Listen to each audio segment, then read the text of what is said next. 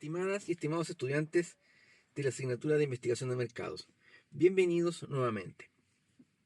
En esta sesión seguiremos tratando los aspectos que tienen que ver con el diseño de métodos de recolección de información, pretest, codificación y tabulación fundamentalmente.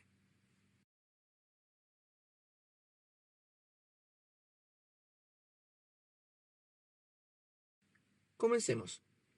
Respecto de los diseños de métodos de recolección de información, retomaremos la conversación con el panel de audiencias.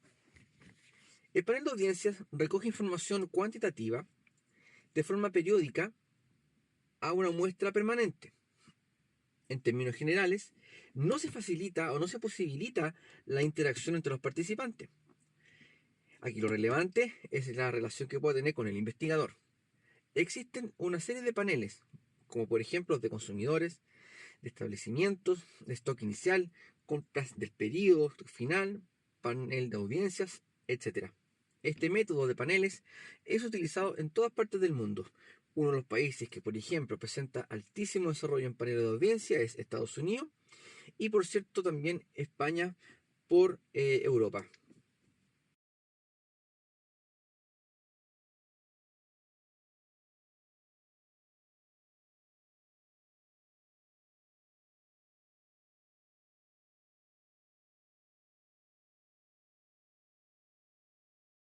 El panel de audiencia no debe ser confundido con la comunidad, si es que ambos se encuentran en el modelo online.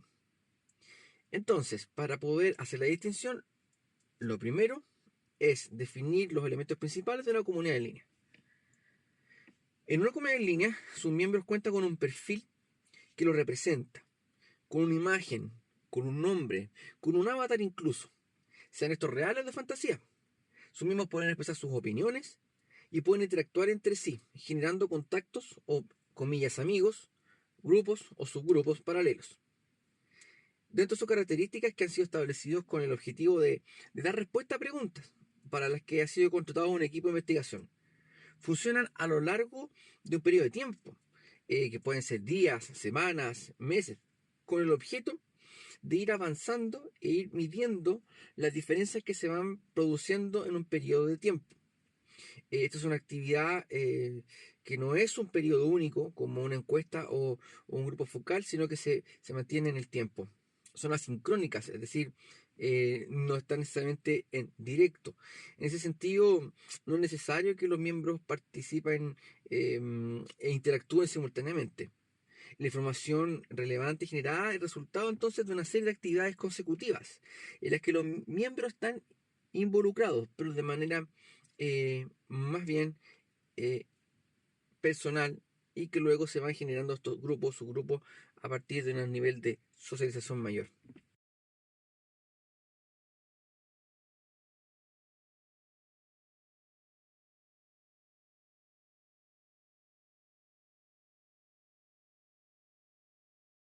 Los paneles de audiencia online, entonces, versus la comunidad online, podríamos decir que la comunidad en línea no es equivalente a un panel online. En el caso de los paneles online, el foco está puesto en los miembros del grupo y las relaciones que se dan de manera única con el investigador.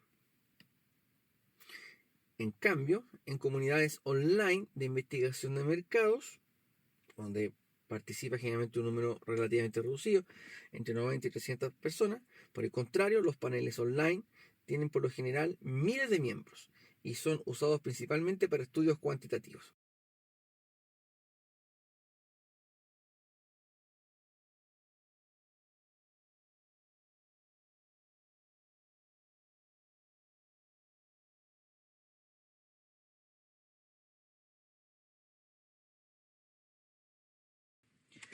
El siguiente diseño es el Omnibus, que consiste en un cuestionario cerrado que recoge información de una misma muestra, pero sobre distintos clientes o marcas. Es decir, le preguntamos a la misma persona con los mismos perfiles, los mismos momentos, pero generamos a partir del tipo de preguntas una asociación de conceptos y le preguntamos a ellos sobre distintas marcas. Este tipo de instrumentos se aplica de manera semanal, mensual o trimestral y eso permite tener una base de comparación bastante específica. Lo interesante es que la precisión de la muestra debe ser altísima, dado que estamos viendo muchas marcas a la vez, muchos conceptos. Estamos viendo, si fuese esto marketing político, estamos hablando de muchos políticos o aspirantes a determinados cargos públicos. Y por lo tanto es importante tener claridad en aquello.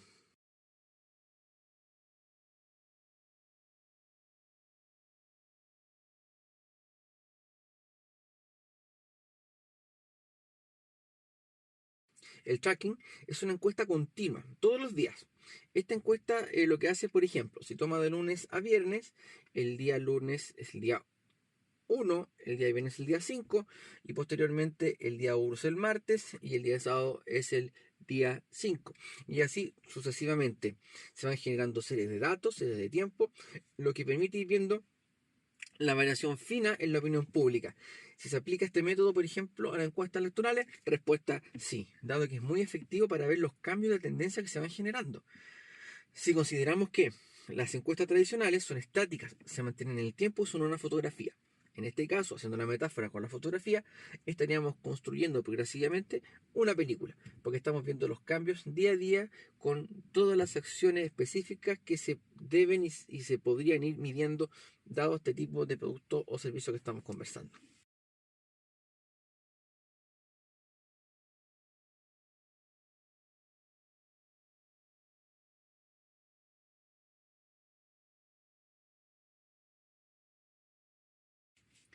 La experimentación también es una técnica de los diseños causales que permite contratación de hipótesis, básicamente, de causa y efecto. Un elemento que más complica muchas veces a los investigadores es detectar qué es la causa real y qué es un efecto.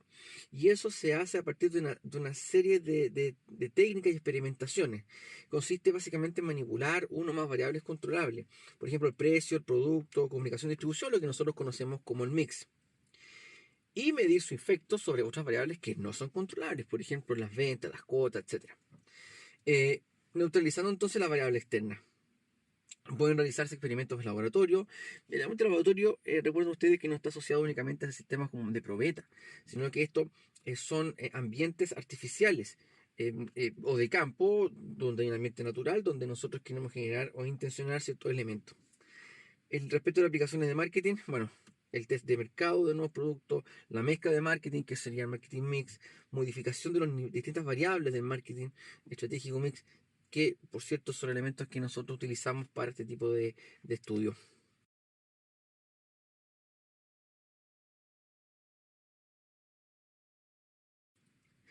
También es importante tener muy claro al momento de generar esta estructura de trabajo, porque además tiene efectos en los modelos que vamos a trabajar matemáticos, estadísticos y eventualmente econométricos, que las variables independientes se manipulan para medir su influencia en el precio, en el paga y en el canal, entre otros. Las variables dependientes sobre las que actúa la influencia de una variable independiente. Las variables externas o bloques pueden influir sobre las variables dependientes, unidades experimentales. Entorno y competencia son una de las fundamentales. Ahora, las unidades de prueba o experimentales son elementos sobre los que se aplican tratamientos experimentales, ya sean consumidores, áreas, etc. Los grupos de control son aquellos que no se le aplica en ningún tipo de tratamiento, es decir, se mantiene en la situación inicial. Y luego, este grupo que se somete a todos estos estímulos es comparado con lo que ocurre con con el grupo de control, de manera tal que así se logra establecer las diferencias, similitudes, ventajas, desventajas que pudieran aparecer. Y el diseño experimental, por cierto, es el procedimiento que se va a utilizar. Por lo tanto, un proceso de experimentación requiere una definición del problema y una fijación de la hipótesis, que son afirmaciones que nosotros queremos contrastar dadas las distintas características que vamos a ir encontrando. El diseño ciertamente es totalmente aleatorio, tiene distintos niveles sobre los cuales opera estos elementos aleatorios. Bueno, temas como por ejemplo el packaging sobre ventas en talentos similares es una de las cuestiones que se utiliza mucho.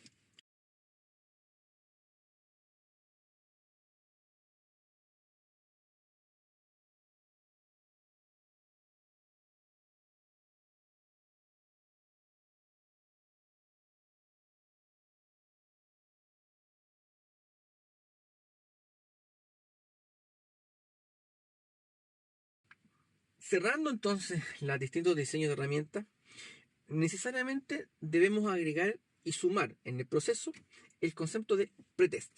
El pretest es probar lo que hemos diseñado desde el punto de vista, por ejemplo, del cuestionario, en este caso una encuesta, con personas del mismo grupo objetivo. Lo que se busca fundamentalmente con la aplicación del pretest es lograr determinar si existen, por ejemplo, dudas en la comprensión de las palabras o los conceptos. Si es que los sistemas de graduación y evaluación, las escalas Likert y otras, son efectivamente comprendidas por quienes encuestados. Vamos a medir algunas preguntas. Por ejemplo, si un encuestado pregunta qué significa una palabra, entonces tenemos que hacer esa modificación. Si dos personas o tres personas del mismo público objetivo entienden cosas distintas con la pregunta, entonces la pregunta está mal formulada. Entonces, requiere, desde el punto de vista del informe, establecer la encuesta inicial, el instrumento inicial, y posteriormente se declara el final, de manera tal de trazar cuáles fueron los cambios generados en función de los pretest o el pretest si solo fuera uno. Entonces es importante establecer las relaciones lógicas que se dan, los tipos de escala y una serie de elementos que no lleven al investigador a plantear un sesgo en las preguntas. Por ejemplo, errores comunes que se cometen son las escalas. Muy bueno, bueno o malo. Bueno, si tienes el muy bueno, debes tener el muy malo. Si tienes el regular, y así sucesivamente según las graduaciones. Entonces, esto lo puedes transformar en números, lo puedes transformar en conceptos, según la escala y la forma en que estemos conversando. Sin embargo, el pretest es el momento en el cual se pueden hacer los análisis respectivos y los cambios que sean necesarios. Recuerden por último que las preguntas se explican por sí solas, ya sea online, ya sea offline, no debe haber ningún tipo de declaración. Ahora, desde el punto de vista del elemento de la recolección de la información, esto se va a realizar a partir de la implementación de los distintos métodos de recolección que se han definido. Por ejemplo, de grupos focales, entrevistas, técnicas proyectivas, observaciones, cuestionarios, encuestas, paneles de audiencia online y comunidades en línea, omnibus, tracking, experimentación y tantas otras. En definitiva, el proceso de recolección se va a generar en función de los objetivos que nos hemos planteado, de la estructura de trabajo, de la forma en la cual se aborda el tema a investigar y, por cierto, de las distintas instancias e instrumentos que tenemos para ello. Por lo tanto, más que indicar una forma, una receta, un camino, lo interesante es que ustedes puedan observar que están todos estos instrumentos que yo he nombrado y muchos más, y que la forma en la cual se intensifican y se aplican tienen que ver con modelos estadísticos, modelos matemáticos, con las hipótesis que nos hemos planteado, con los objetivos, con la forma que tienen de trabajar los investigadores, con, por ejemplo, los niveles de precisión que se les piden, entre tantas otras cosas.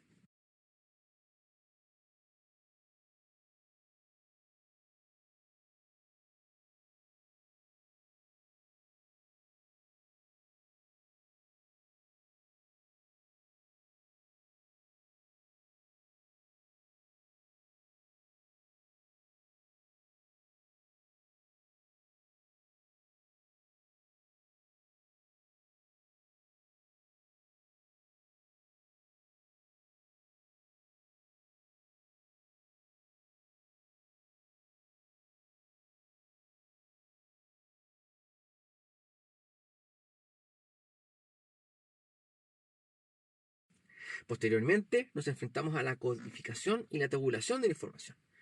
¿Qué es la codificación? Es un proceso en el cual se etiqueta numéricamente algo.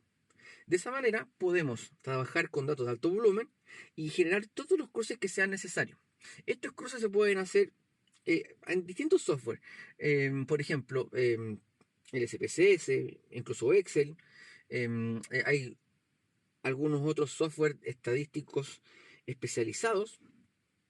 Tenemos también aplicaciones hoy en celular que también pueden existir cruces de datos, pero para que esto funcione, funciona en términos de códigos. Es decir, por ejemplo, si tienes tres variables, son el número 1, 2 y 3.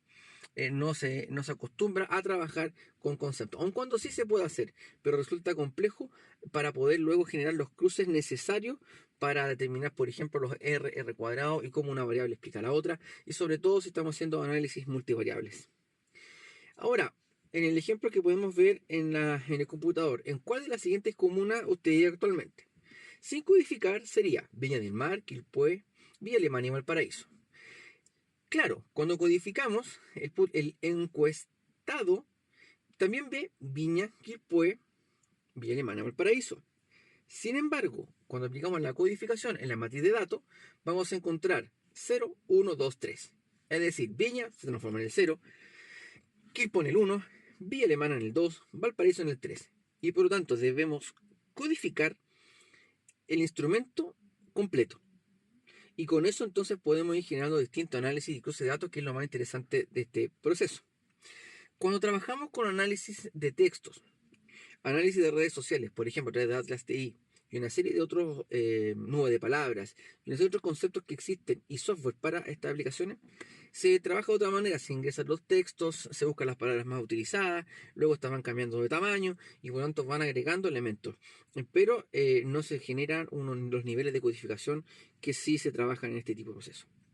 Respecto a la tabulación, ¿qué es? Bueno, muy simple. Es ordenar la información recopilada, contar las unidades muestrales que se ubican dentro de las características establecidas. Y con esto yo busco generar un análisis estadístico de los datos que hemos ido obteniendo. Debo definirlo en un proceso de planeación de investigación. Y la tabulación debe estar vigilada necesariamente por un tercero más bien imparcial, porque aquí se pueden cometer muchos errores matemáticos que pueden afectar o que afectan gravemente un proceso y las conclusiones de las investigaciones que estamos realizando. Entonces, también es necesario establecer un plan general de revisión de la tabulación con las bases establecidas, dado que debemos cumplir con los distintos elementos que nos hemos planteado.